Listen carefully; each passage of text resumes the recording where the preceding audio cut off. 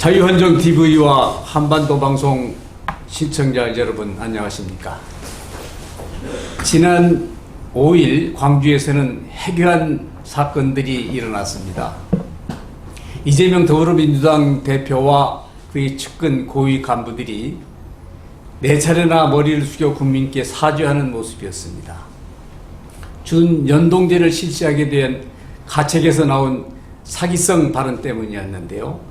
도대체 준연동제가 무엇인지 또 무슨 죄를 졌는지 한번 이번 주 큰 이슈가 되고 있는 상황에 대해서 알아보도록 하겠습니다. 오늘은 우리 포럼의 상임대표 김용균 대표와 정영근 전 의원님 그리고 포럼의 이승구 대변인이 함께 했습니다. 저는 이원창 사회를 보겠습니다. 그러면 첫 번째 지금 장안에 화제가 되고 있는 김경률 비대위원이 도대체 어떤 인물인지, 김경률 의원이 왜 사퇴를 스스로 했는지 한번 알아보는 시간을 갖도록 하겠습니다. 정 의원님 한 말씀 해주시죠. 예, 김경률 지금 비대위원 마포 을에 소위 자객 공천을 했다가 공천을 철회하고 포기한 것이 지금 화제가 되고 있습니다. 과연 김경률이라는 사람은 어떤 사람이기 때문에 이렇게 화제가 되고 있는가 한번 짚어보기로 하겠습니다. 김경률은 원래 전남 해남 출신으로 일찍 아버지를 따라 광주에서 학교를 마치고 그리고 하도 성적이 나빠가지고 학교를 그만두고 검정고시로 연대 철학과에 들어갔는데 이화 여대생 자기가 생각하기에는 좀 과분하다고 생각하는 한 학생과 서로 연애를 해가지고 알게 되어서 그 여학생의 권유로서 전혀 생소한 회계사 공부를 했는데 원래 수학을 제일 잘못했다고 스스로 생각했는데 놀랍게도 3년 만에 회계사에 합격을 했습니다. 그 후로 3일 회계법인에 들어가서 20년 동안 계속 일을 하면서 참여연대에서 공동대표, 금융분과위원장 등 요직을 거쳐서 우리나라의 큰 사건들, 론스타라든지 삼성 바이오로직스 사건이라든지 이런 굵직굵직한 대기업, 소위 권력과 서로 결탁한 큰 그런 기업 집단에 대해서 그 비리를 파헤친 것으로 유명했습니다. 어떻게 생각하면은 누구도 할 수 없는 일을 혼자서 해왔습니다.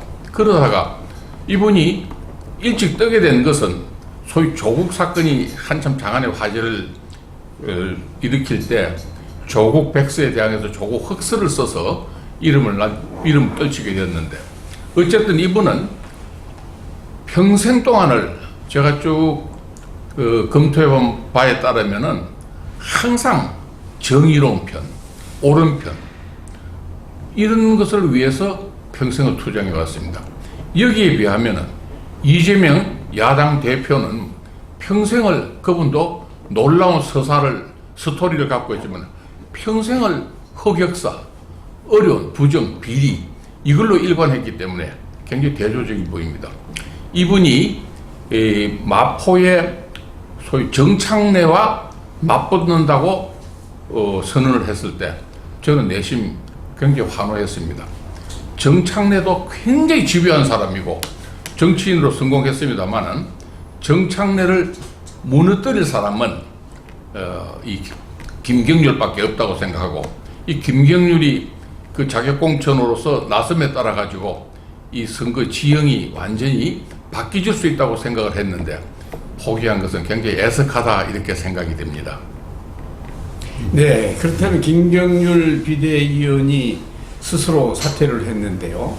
선거에 어떤 영향을 줄 것 같습니까? 김 대표께서는 어떻게 지금은 아직까지는 가늠하기 어렵지만 사퇴하고 나서 바로 직후에 리얼미터의 조사에 여론조사에 따르면은 국민의힘이 1% 정도 앞섰다가 오히려 39.5%대 52%인가 엄청난 차이가 났습니다. 이와 같이 미치는 후폭풍이 만만치 않다고 생각을 합니다. 특히 한동훈 비대위원장이 이번 선거를 어떻게 구도로 가져가냐 하면은 운동권 건달, 소위 정치 건달을 이제는 일소해야 되겠다고 천명하면서 제1호로 공천한 것이 바로 김경률 비대위원입니다. 그런데 이분이 포기함으로써 그러한 운동권 건달 정치 세력을 일소한다는 그 모토가 퇴색을 했고, 이것은 여러 면에서 굉장히 악영향을 끼치지 않겠나, 저는 개인적으로 그렇게 생각하고 있습니다. 그럼 김 대표께서는 앞으로 어떤 방향이 좋다고 생각하십니까?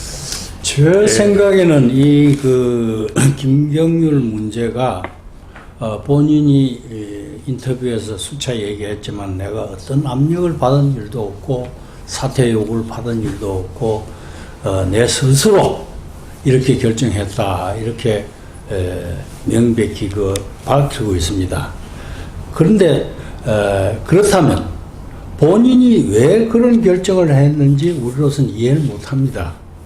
만일 김경률이라는 사람이 수도권에서 가장 흠지로 생각되는 마포을에서 야당 후보를 꺾을 수 있다면 그것은 여당으로서 수도권의 어떤 결정적인 승기를 잡을 수 있는 그런 기회가 되는 것인데, 이것을 포기한다는 것은 큰 손실이 되고 4월 10일을 위해서 이 전국이 굉장한 어떤 국가가 죽느냐 사느냐, 이 전국이 살아나느냐 죽느냐 하는 그런 기로에 서게 되는데, 여기에서 마포 같은 험지에서 만일 괜찮은 후보가 나와서 승리를 한다면 그런 수도권 일대에서 또 전국적으로 여당의 안정 여석을 얻는 데 큰 기여를 할 수 있을 것으로 보고 있습니다.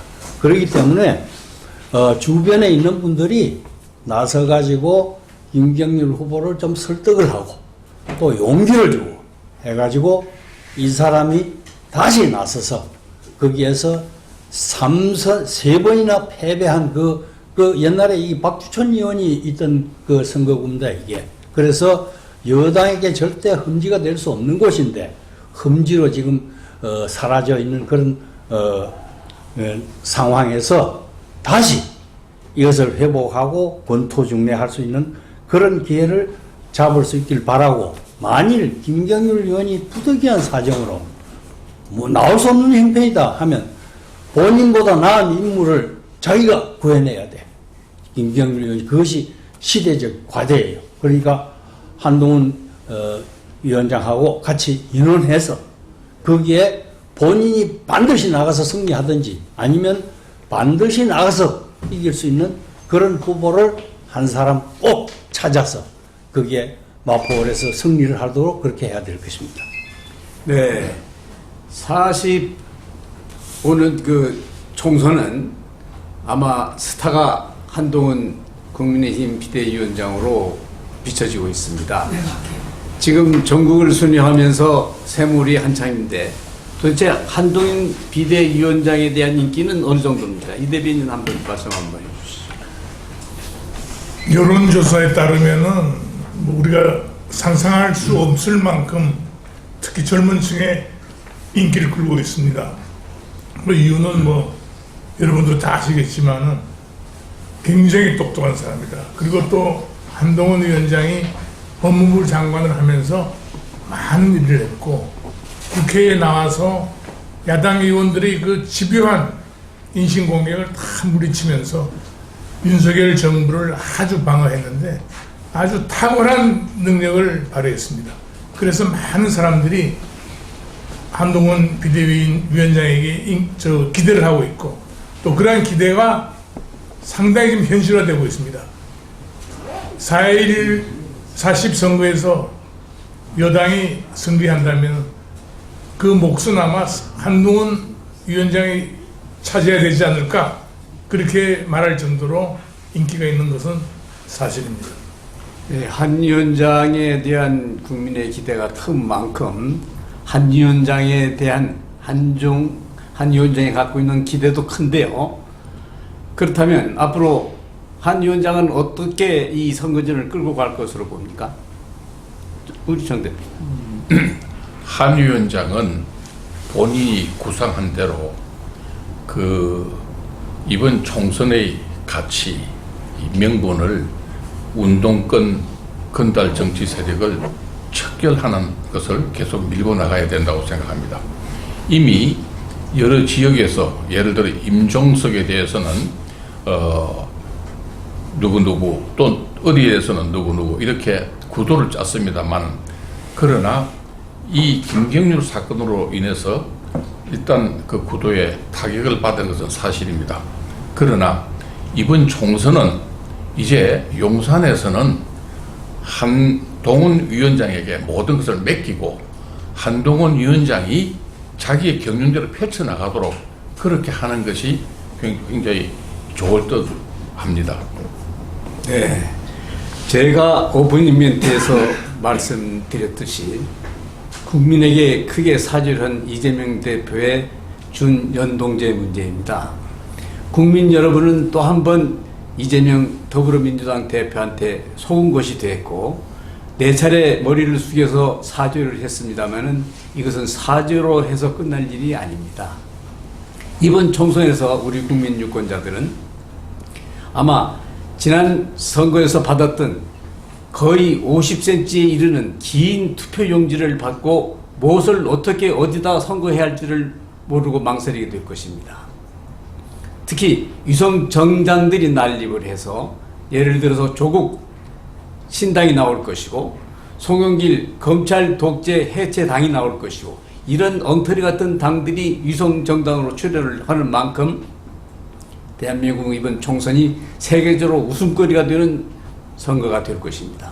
국민들은 왜 이재명 대표가 무슨 이유로 또 이번과 같이 다수당을 차지해서 헌법을 유린하고 국회를 유린하는 일당 족제를 가기 위한 술책이라는 것을 우리 국민들은 알으셔야 될 것 같습니다.